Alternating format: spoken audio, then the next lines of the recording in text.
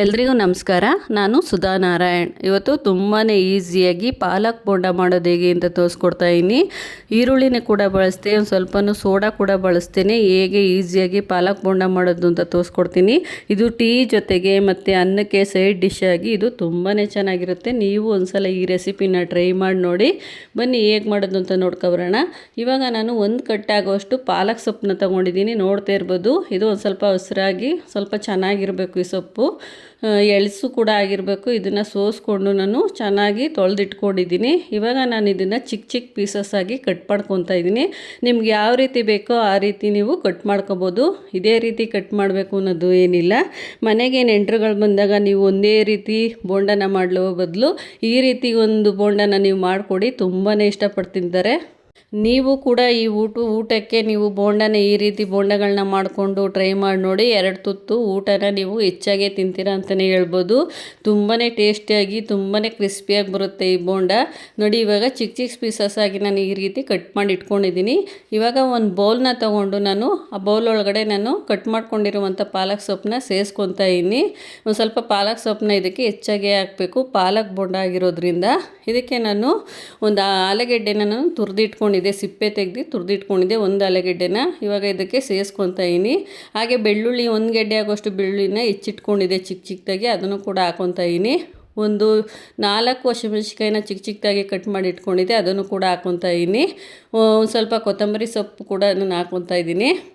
ಹಾಗೆಯೇ ಒಂದು ಸ್ವಲ್ಪ ಕರಿಬೇವಿನ ಸೊಪ್ಪು ಒಂದು 5ರಿಂದ 6 ಎಲೆನ ಚಿಕ್ಕ ಚಿಕ್ಕದಾಗಿ ಕಟ್ ಮಾಡಿ ಇಟ್ಕೊಂಡಿದ್ದೆ, ಅದನ್ನು ಹಾಕ್ಕೊತಾ ಇದ್ದೀನಿ.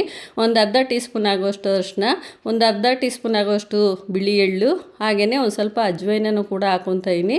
ಒಂದು 3/4 ಕಪ್ ಆಗುವಷ್ಟು ಕಡಲೆ ಹಿಟ್ಟನ್ನ ಸೇರಿಸ್ತಾ ಇದ್ದೀನಿ. ಕಡಲೆ ಹಿಟ್ಟನ್ನ ಏನು ಜಾಸ್ತಿ ಬಳಸೋ ಅವಶ್ಯಕತೆ ಇಲ್ಲ, ಒಂದು 3/4 ಕಪ್ ಹಾಕಿದ್ರೆ ಸಾಕು. ಒಂದು 4 ಸ್ಪೂನ್ ಆಗೋಷ್ಟು ನಾನು ಅಕ್ಕಿ ಹಸಿಟ್ಟನ್ನ ಹಾಕ್ಕೊತಾ ಇದ್ದೀನಿ, ಕ್ರಿಸ್ಪಿಯಾಗಿ ಬರಲಿ ಅನ್ನೋದಕ್ಕೋಸ್ಕರ.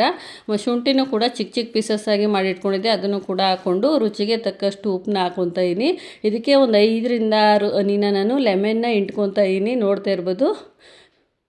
ಇವಾಗ ಒಂದು ಸ್ವಲ್ಪನೇ ನೀರನ್ನ ಹಾಕ್ಕೊಂಡು ಇದನ್ನು ಚೆನ್ನಾಗಿ ಮಿಕ್ಸ್ ಮಾಡ್ಕೊಳ್ಳೋಣ. ನೀವು ಬೋಂಡಕ್ಕೆ ಯಾವ ರೀತಿ ಕಲಿಸ್ಕೊತೀರಾ, ಇದು ಜಾಸ್ತಿ ತೆಳುವಾಗಿ ಕಲಿಸ್ಕೊಬಾರ್ದು, ಒಂದು ಸ್ವಲ್ಪ ಗಟ್ಟಿಯಾಗೆ ಕಲಿಸ್ಕೋಬೇಕು. ಯಾಕೆಂದರೆ ಇದು ಒಂದು ಸ್ವಲ್ಪ ನೀರು ಬಿಟ್ಕೊಳ್ಳುತ್ತೆ, ಅದಕ್ಕೋಸ್ಕರ ಸ್ವಲ್ಪನೇ ನೀರು ನೋಡಿಕೊಂಡು ನೀವು ಹಾಕೋಬೇಕು. ಇಷ್ಟು ಕಲಿಸ್ಕೊಂಡ್ರೆ ಸಾಕು, ಏನು ಜಾಸ್ತಿ ಕಲಸೋ ಅವಶ್ಯಕತೆ ಇಲ್ಲ. ಇದಕ್ಕೊಂದು ಸ್ವಲ್ಪ ಜಾಸ್ತಿ ನೀರು ಹಾಕಿದ್ರೆ ಅದು ನೀರು ಬಿಟ್ಕೊಂಡಾಗುತ್ತೆ, ಅದಕ್ಕೋಸ್ಕರ ಒಂದು ಸ್ವಲ್ಪ ಗಟ್ಟಿನೇ ಕಲಿಸ್ಕೊಂಡು ಪಕ್ಕಕ್ಕೆ ಇಟ್ಕೊಂಡು ಇವಾಗ ಗ್ಯಾಸ್ ಸ್ಟವ್ನ ಆನ್ ಮಾಡಿಕೊಂಡು ನಾನು ಒಂದು ಬಾಣಲೆಯಲ್ಲಿ ಎಣ್ಣೆ ಬಿಟ್ಟು ಕಾಯಕ್ಕೆ ಇಟ್ಟಿದ್ದೆ. ಅದು ಎಣ್ಣೆನೂ ಕೂಡ ಚೆನ್ನಾಗಿ ಕಾದಿದೆ. ಇವಾಗ ಹೈ ಫ್ಲೇಮಲ್ಲಿ ನಾನು ಉರಿನ ಇಟ್ಕೊಂಡು ಬೋಂಡನ ಹಾಕ್ಕೊತಾ ಇದ್ದೀನಿ. ಇದು ಪಾಲಕ್ ಸೊಪ್ಪು ಬೋಂಡ ಆಗಿರೋದ್ರಿಂದ ಇದು ಆರೋಗ್ಯಕ್ಕೂ ಕೂಡ ತುಂಬಾ ಒಳ್ಳೆಯದು. ಮಕ್ಕಳುಗಳು ಸೊಪ್ಪು ತಿನ್ನಲ್ಲ ಅಂತ ಹಠ ಮಾಡ್ತಾ ಇರ್ತಾರೆ. ಈ ರೀತಿ ಒಂದು ಬೋಂಡಗಳನ್ನ ನೀವು ಮಾಡಿಕೊಡಿ, ಸೊಪ್ಪು ಹಾಕಿ, ತುಂಬಾ ಚೆನ್ನಾಗಿರುತ್ತೆ.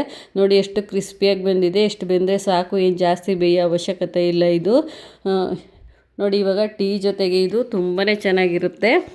ಈಸಿ ರೆಸಿಪಿಗಳಿಗಾಗಿ ಸುಧಾ ಅಡುಗೆ ಯೂಟ್ಯೂಬ್ ಚಾನಲ್ನ ನೋಡ್ತಾ ಇರಿ. ತುಂಬ ರೆಸಿಪಿಗಳನ್ನ ತೋರಿಸಿದ್ದೀನಿ. ನಾನು ತೋರಿಸುವಂಥ ರೆಸಿಪಿಗಳು ನಿಮಗೆ ಇಷ್ಟ ಆದರೆ ಸಬ್ಸ್ಕ್ರೈಬ್ ಮಾಡ್ಕೊಂಡು ವಿಡಿಯೋನ ನೋಡಿ. ಹಾಗೆಯೇ ಈ ರೆಸಿಪಿಗಳು ನಾನು ತೋರಿಸುವಂಥ ರೆಸಿಪಿ ಇಷ್ಟ ಆಯಿತು ಅಂದರೆ ಲೈಕ್ ಮಾಡಿ, ಶೇರ್ ಮಾಡಿ, ಕಮೆಂಟ್ ಕೂಡ ಮಾಡಿ. Thank you for watching.